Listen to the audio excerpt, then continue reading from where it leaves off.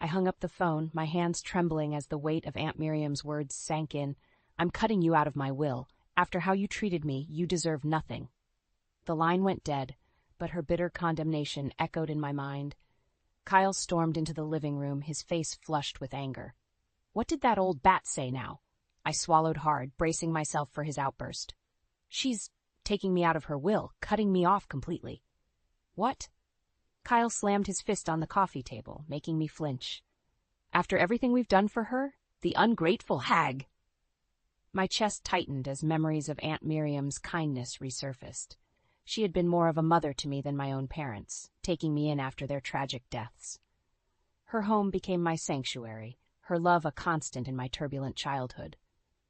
But that love had twisted into resentment over the years, poisoned by Kyle's relentless demands for money and favors. I had gone along, too weak to stand up to him and his overbearing parents. This is your fault, Kyle spat, his eyes blazing with accusation. You never stood up for us, never fought for what's ours. Shame washed over me as I recalled the countless times I had enabled his greed, sacrificing my bond with Aunt Miriam for his empty promises of a lavish inheritance. I had been a coward, too afraid to defy him and lose the illusion of wealth he dangled before me. We're not going to take this lying down, Kyle snarled, his voice laced with determination. That money is rightfully ours, and we're going to get it back, one way or another. As he stormed out, I sank onto the couch, my mind racing with memories of Aunt Miriam's unwavering love and support. How had I let it come to this? How had I allowed myself to become so consumed by greed and selfishness, betraying the woman who had given me everything? The weight of my guilt was suffocating, but deep down I knew the truth. I had brought this upon myself, and as the gravity of my actions settled in, I couldn't help but wonder if there was any way to undo the damage I had caused, or if I had lost Aunt Miriam forever. The apartment felt suffocating, the weight of Aunt Miriam's rejection pressing down on me. I needed air, an escape from Kyle's seething rage and the memories that taunted me. Grabbing my coat, I slipped out, the crisp night offering a fleeting reprieve. As I wandered aimlessly, flashes of my childhood flickered through my mind. The night Dad didn't come home from work, Mom's anguished sobs as the police delivered the tragic news. The deafening silence that followed, an emptiness no 9-year-old should ever have to endure. Then Aunt Miriam's warm embrace, her gentle voice soothing my fears. You're safe now, sweetheart. I'm here for you. She had been my lifeline, my anchor in the storm that threatened to sweep me away. Her modest home became a sanctuary, filled with the love and stability I had so desperately craved. But even then, the seeds of greed had taken root, planted by Kyle's manipulative parents. That old lady's loaded, they would sneer. Just you wait, Trina. One day, that fortune will be yours. Foolishly, I had let their poisonous words take hold, blinding me to Miriam's unconditional love. And as the years passed, Kyle's demands grew more insistent, his parents' influence more toxic. She owes us, he would snarl, his eyes glinting with avarice. After everything we've done for her, sacrificing our own lives to take care of that ungrateful hag. I knew it was a lie, a twisted justification for his greed. But I was too weak, too afraid to stand up to him, to risk losing the illusion of wealth he dangled before me like a carrot on a string. Trina, darling, Aunt Miriam would plead, her eyes brimming with hurt. I've given you everything I have. Why isn't it enough? But her words fell on deaf ears, drowned out by Kyle's incessant demands and the siren song of his parents' promises of riches beyond my wildest dreams. Now, as I wandered the empty streets, the weight of my betrayal threatened to crush me. I had sacrificed the one person who had truly loved me, the one constant in my life, for the hollow allure of material wealth. Aunt Miriam's words echoed in my mind, a haunting reminder of the depth of my transgression. You deserve nothing. And in that moment, I knew she was right. I had brought this upon myself, and the only one to blame was the person staring back at me in the cold, unforgiving reflection of the storefront window. The sound of Aunt Miriam's labored breathing filled the stifling hospital room. I shifted uncomfortably in the hard plastic chair, guilt gnawing at my insides as I watched her frail form struggle for each ragged breath. You came, she whispered, her eyes flickering open, a glimmer of hope in their tired depths. I forced a smile, unable to meet her gaze. Of course, Aunt Miriam. Where else would I be? Her bony hand trembled as she reached for mine, and I flinched, the weight of my deceit threatening to crush me. "I'm so sorry, dear," she rasped, her voice barely audible. "I never meant for things to end up like this." My throat constricted, the words I longed to say, the apology I owed her, stuck like shards of glass. But Kyle's voice echoed in my mind, a constant reminder of the price of defiance. "Don't be ridiculous," I managed, forcing a hollow laugh. "You've done more than enough for me already." Aunt Miriam's face fell, her eyes glistening with unshed tears. "But I wanted to give you everything, Trina, to make up for all the heartache you've endured."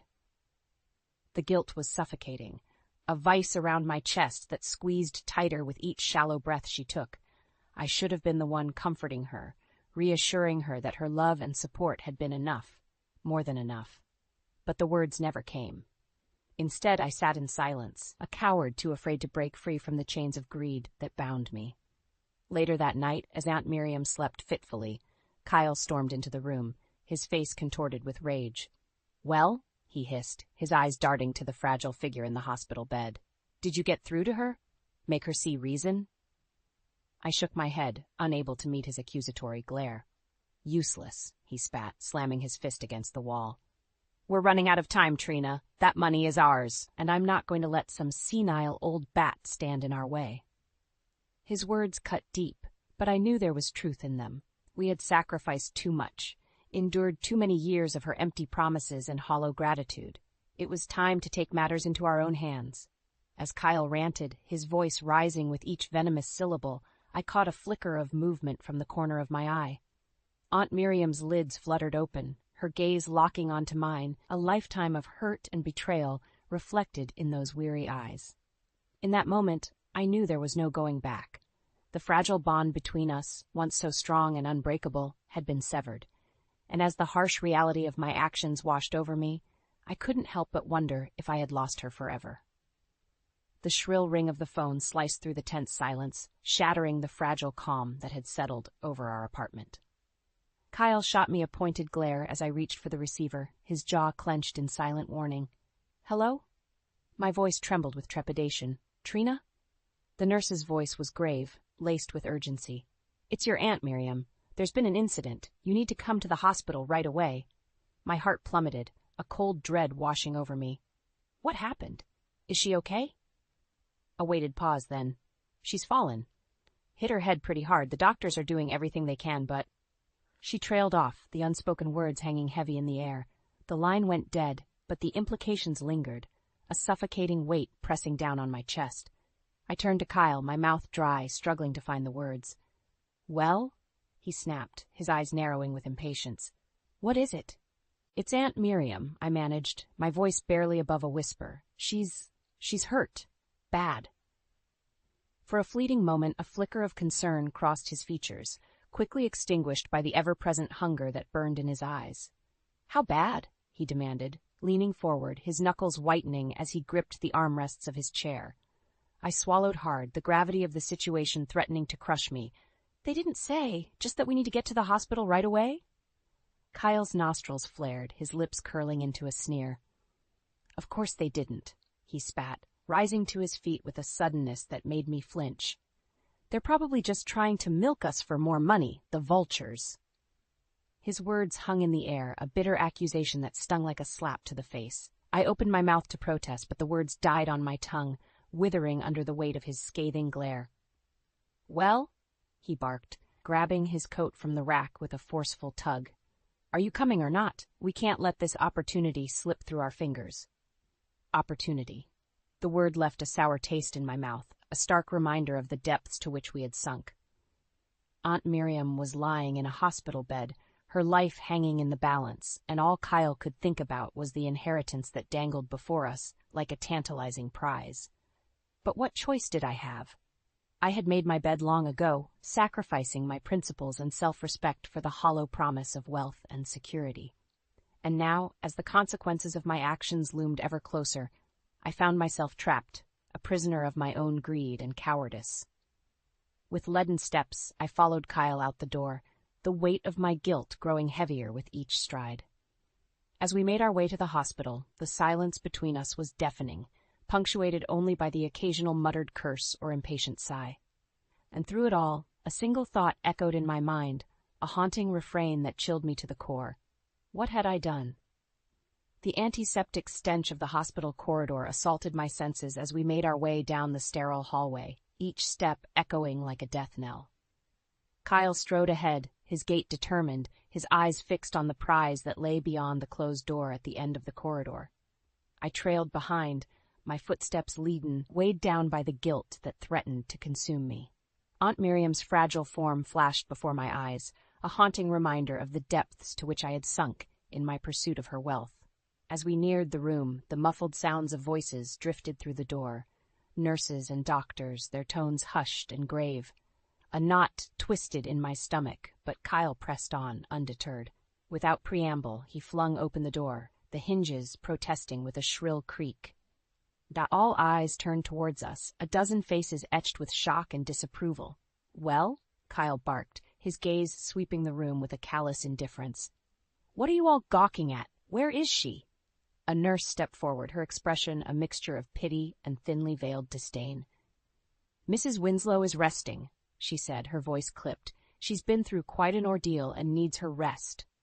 Kyle scoffed, brushing past her with a dismissive wave of his hand. "Resting? She'll have plenty of time for that once we get her affairs in order." My heart hammered in my chest as he approached the bed, his shadow looming over Aunt Miriam's frail form. She looked so small, so vulnerable, her face pale and drawn, marred by a vivid purple bruise that bloomed across her forehead. "Aunt Miriam," Kyle crooned, his tone sickly sweet. "It's us, your favorite niece and nephew." Her eyes fluttered open, glazed and unfocused. A flicker of recognition passed across her features, quickly extinguished by a wince of pain. "Kyle," she rasped, her voice little more than a whisper. "Trina, you came." "Of course we did," Kyle replied, shooting me a pointed glare. "We're family, after all, and family looks out for one another, don't they?" A tremor ran through me as the implication of his words sank in. This was it, the moment we had been waiting for, the opportunity to secure our future once and for all. "That's why," Kyle continued, his tone taking on a harder edge, "we need to have a little chat about your affairs, your will, your assets, everything." Aunt Miriam's brow furrowed, her eyes growing wide with alarm. "My will?" she echoed, her voice trembling. But I thought." "You thought what?" Kyle snapped, his veneer of concern cracking like a brittle mask. "That we'd just let you squander everything you've worked for? That we'd stand idly by while you frittered it all away on frivolous nonsense?"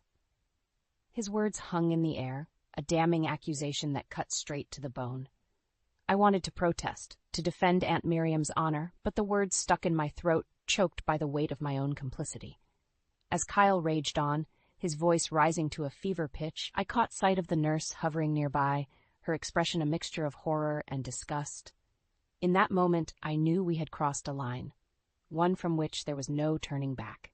And as the harsh reality of our actions washed over me, I couldn't help but wonder if we had finally gone too far, if the price of our greed was too steep, even for us. The crisp autumn air did little to soothe the burning ache in my chest as I made my way up the familiar path to Aunt Miriam's home. Each step felt heavier than the last, weighed down by the burden of shame and regret that had become my constant companion. As the stately manor came into view, memories assailed me, happy times spent in its warmth and comfort before greed had poisoned everything. I could almost hear the echoes of Aunt Miriam's laughter, the gentle melodies she would hum as she tended to her beloved garden. But those days were gone, lost to the relentless march of time and our own selfish desires. The door swung open before I could raise my hand to knock, and there she stood, Aunt Miriam, her once vibrant eyes now dulled by a mix of sorrow and resignation. "Trina," she said, her voice little more than a hoarse whisper, "I've been expecting you." I opened my mouth, but no words came. What could I possibly say to undo the hurt, the betrayal we had inflicted upon her? "Come in," she sighed, turning and disappearing into the dimly lit interior. I followed, each step feeling like a descent into the depths of my own personal hell. The once inviting foyer was now a mausoleum, the air thick with the weight of shattered dreams and broken promises. Aunt Miriam sank into her favorite armchair, her movements slow and labored, a stark contrast to the vibrant woman I remembered. She gestured for me to sit, her gaze unwavering, piercing straight through to my soul. "I know why you're here," she said, her voice barely audible above the ticking of the grandfather clock. "You want to know about the will." My heart hammered in my chest, the familiar ache of greed and longing stirring within me. This was it, the moment we had been waiting for, the opportunity to secure our future once and for all. But as I opened my mouth to speak, Aunt Miriam raised a trembling hand, silencing me before the words could leave my lips. "Don't bother," she said, her eyes hardening with a resolve I had never seen before. "I've made my decision, and nothing you or that wretched husband of yours can say will change it." A chill ran down my spine, her words cutting deeper than any knife. This was no idle threat. I could see it in the set of her jaw, the steely determination that burned in her gaze. "You're cutting us out?" I managed, my voice little more than a strangled whisper. Aunt Miriam's lips curved into a humorless smile, a bitter twist of the knife. "Cutting you out?" she echoed, her tone laced with a mix of pity and contempt. "My dear, you cut yourselves out long ago, the moment you decided that money and possessions were more important than family, than love." Her words hit me like a physical blow, knocking the wind from my lungs and leaving me gasping for air. I wanted to protest, to defend our actions, but deep down, I knew she was right. We had brought this upon ourselves, sacrificing everything that truly mattered for the hollow allure of wealth and status. As the weight of her condemnation settled over me, I felt the last vestiges of hope slip away, replaced by a cold, bitter resignation. We had played the game, and we had lost. Spectacularly, irrevocably. And as I looked into Aunt Miriam's eyes, I saw not anger or hatred, but a profound sadness, a mourning for the family we had once been, and the love we had so carelessly squandered. In that moment, I knew there was no going back, no undoing the damage we had wrought. The only path left was forward, into the desolate wasteland of our own making. The deafening silence that hung over our apartment was suffocating, broken only by the occasional muffled sob or the clink of a glass against the coffee table. Kyle sat hunched in his chair, his eyes glazed and unfocused, a half-empty tumbler of amber liquid clutched in his trembling hand. "This can't be happening," he muttered, his words slurred and thick. "Not after everything we've sacrificed." I said nothing, my own grief and shame rendering me mute. Aunt Miriam's words echoed in my mind, a damning refrain that played on an endless loop. "You cut yourselves out long ago." How had it come to this? How had our relentless pursuit of wealth and status twisted us into the very monsters we had sworn never to become? A bitter chuckle escaped Kyle's lips, jarring me from my reverie. "Well," he sneered, fixing me with a glare that cut straight to the bone. "Aren't you going to say something? Or are you just going to sit there like a pathetic lump, as useless as ever?" I flinched, his words like a physical blow. A part of me wanted to lash out, to defend myself against his vitriol, but what was the point? He was right. I was useless, a coward too afraid to stand up to him and his insatiable greed. "We're not going to let this stand, you know," he growled, slamming his glass down with such force that I half expected it to shatter. "That money is ours. Damn it. We've earned it, sacrificed everything for it." A bitter laugh escaped my lips before I could stop it. "Earned it?" I echoed, my voice dripping with contempt. "Is that what you call it? Leeching off of Aunt Miriam's generosity, bleeding her dry with our constant demands and ingratitude?" Kyle's eyes widened, his face flushing with rage. "How dare you?" he spat, surging to his feet and looming over me like a menacing shadow. "After everything I've done for you, for this family?" I met his gaze, unflinching. "You mean everything you've done to tear this family apart?" I shot back, my own anger rising to the surface like a tidal wave. "Face it, Kyle, we brought this on ourselves. We let greed and selfishness consume us, and now we're paying the price." His hand lashed out, the back of his palm connecting with my cheek with a sickening crack. I recoiled, stars exploding across my vision as the metallic tang of blood filled my mouth. "You ungrateful bitch," he snarled, towering over me like a wrathful giant. "After everything I've given you, this is how you repay me." I said nothing, cradling my throbbing cheek as the weight of his words washed over me. He was right. He had given me everything, or at least the illusion of it. A life of comfort and luxury, dangled before me like a carrot on a string, always just out of reach. And in my desperation to grasp it, I had sacrificed the one thing that truly mattered: my integrity, my soul.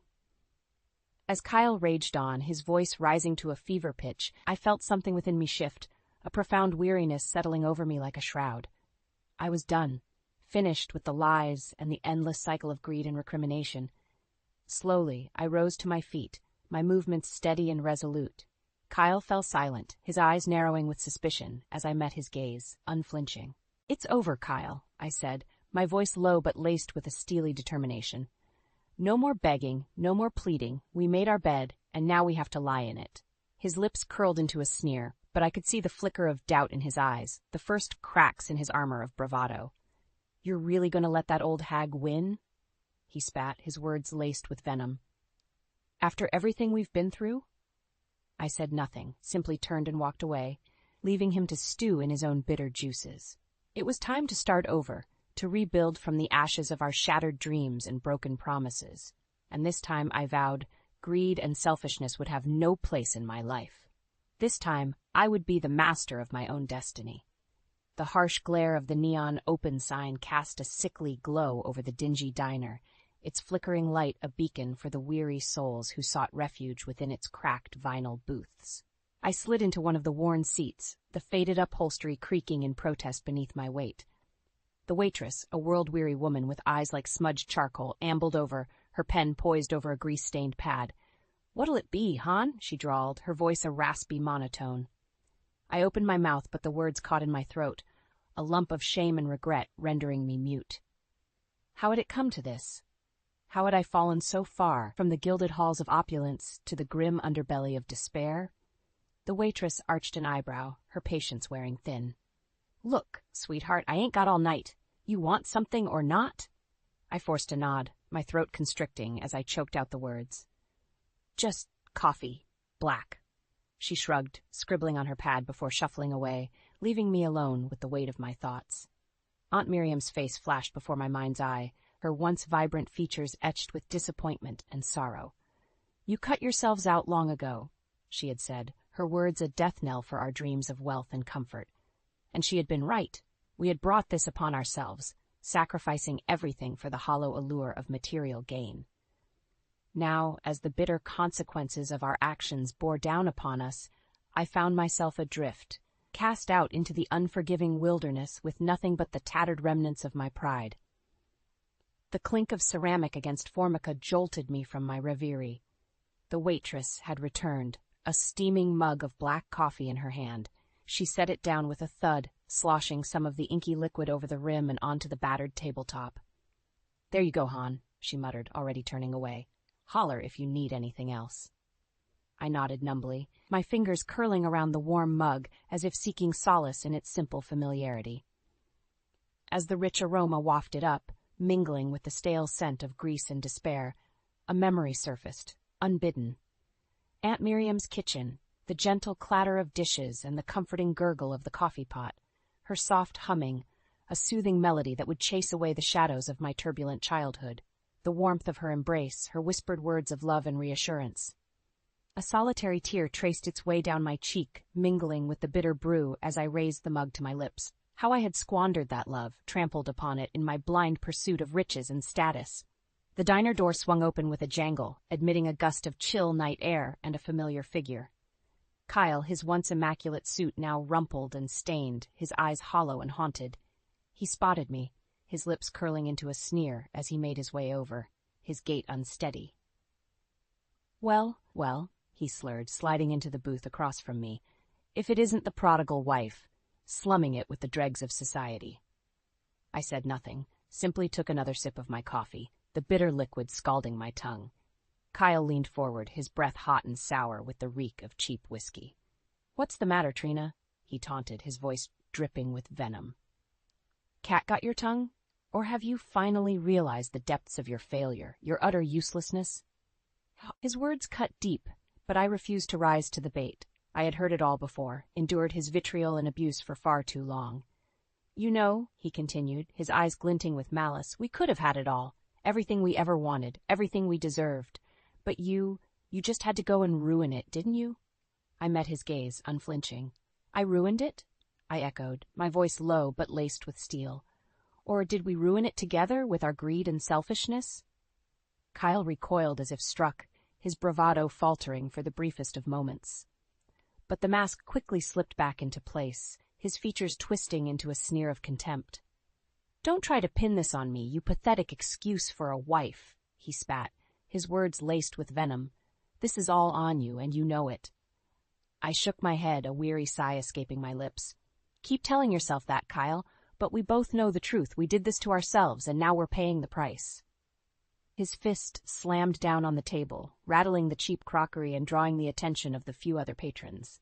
"Shut your mouth," he snarled, his eyes wild and unfocused. "Just shut your damn mouth before I—" But I never got to hear the rest of his threat. With a sudden, decisive motion, I drained the last of my coffee, set the mug down with a hollow clink, and rose to my feet. "Save it, Kyle," I said, my voice laced with a calm finality. "I'm done. Done with your threats, your abuse, your endless cycle of blame and recrimination." His mouth worked soundlessly, his bravado stripped away to reveal the pathetic, broken shell of a man beneath. "I'm starting over," I continued, straightening my shoulders and meeting his gaze head-on. "And this time, I'm doing it on my own terms, without you, without the poison of greed and selfishness that nearly destroyed me." With that, I turned and walked away, leaving Kyle to stew in his own bitter juices. The road ahead would be long and arduous, but for the first time in longer than I could remember, I felt a glimmer of hope, a chance to atone for my mistakes, to rebuild from the ashes of my shattered dreams. And this time, I vowed, I would do it right.